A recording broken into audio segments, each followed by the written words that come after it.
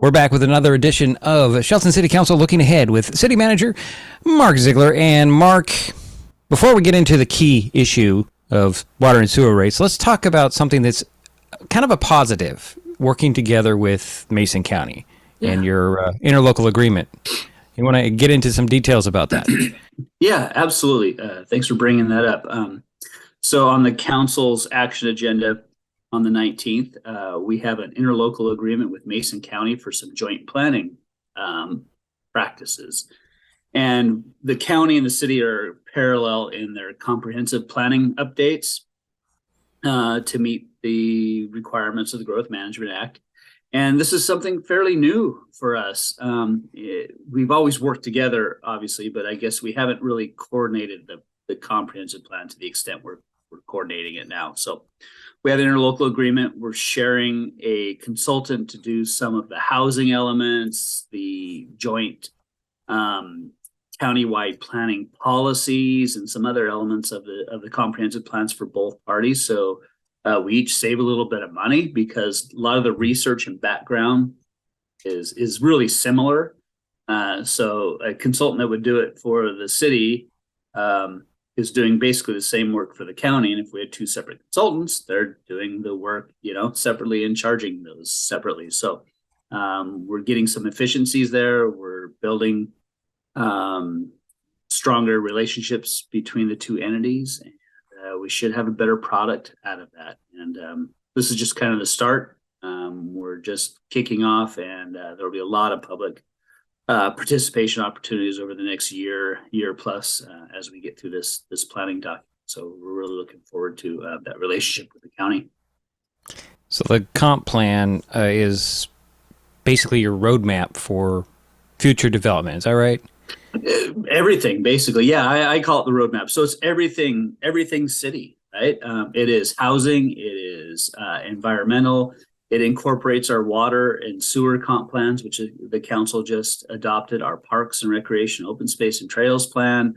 It's got climate elements in it. Let's see, what else? Our stormwater elements.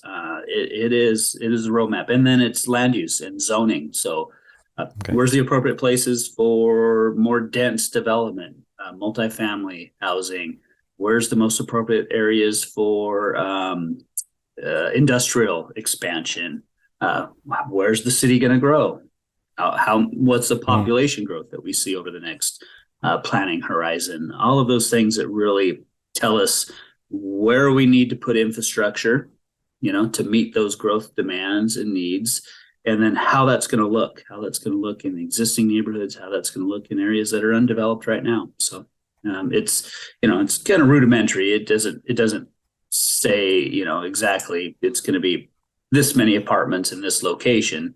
It's going to be this area of the community can support that type of development. And it's consistent with what's either going on there and compatible with some of the existing uses. We want to make sure that, we don't put a factory in the middle of a residential neighborhood. Right? That's kind of the kindergarten version of land use planning is compatibility, right? So it's a lot of background and work with that. We know that housing is becoming more and more expensive, and this is an opportunity to address that a little bit too by making sure that we have areas in town that can support multifamily housing, apartment complexes, condos, townhouses, cottage housing, more duplexes, triplexes, and things like that. So now the big items on the agenda are the water and the sewer rates. This will be second opportunity for people to comment on the direction that the council's going. Is it still what you explained a couple weeks ago? The same, what was it, 14%? Yeah, 14 in water, about 4.5 in sewer. It's about 11.50 a month for a typical household right now. Yes, we're still there. It went through the brief and the public hearing at the last meeting.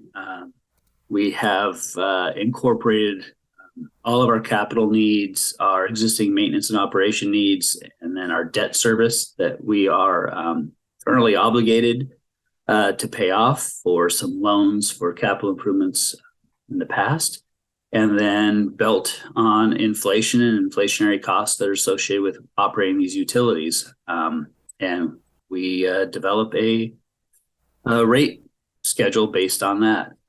We have a fairly robust capital improvement program that meets essentially the current needs as well as the future needs. We have some deficiencies in our water system. We have deficiencies to meet the International Fire Code as far as water storage. We also have a lot of aging infrastructure within our water system. We have storage tanks that are 40 to 50 years old. It might not be meet seismic requirements, and they're just nearing end of life. So we have a lot of work to do on that infrastructure to make sure that it can withstand the potential for some of the natural disasters that we could face, but also just everyday use and supplying clean, potable water to our community. So these are some of the things that may not have been addressed in the past through our rates, and they've compounded over time, and we're facing that now. So I'm quite pleased with the council's direction that we're able to address this now, make some of these hard decisions. I'm not real comfortable, if you will, that we have to bring this to our ratepayers right now. It's never comfortable to bring a rate increase like this, but that's the reality we face. And we work on data and we work on facts, and we present those as received and as developed to the council for a educated decision. So we'll continue that with the action agenda on the 19th, and we'll have an opportunity for public comment at that point as well. And we welcome public comment, and we want to hear from our constituents in our community on how this affects them. Now, just to be clear, it's on the action agenda, but if the council says we want to think about it for a couple more weeks, they could do that? Certainly. Yeah, this could be passed off. It could be delayed. It could be sent back to staff for further review. We're building a 2024 budget right now. So this has to essentially, we have to have some resolution sometime, by the end of October, essentially is our time frame. If that's the case, we want to take a proposed budget to the council in the end of October and into November for adoption. Statutorily required to adopt it by the end of the year.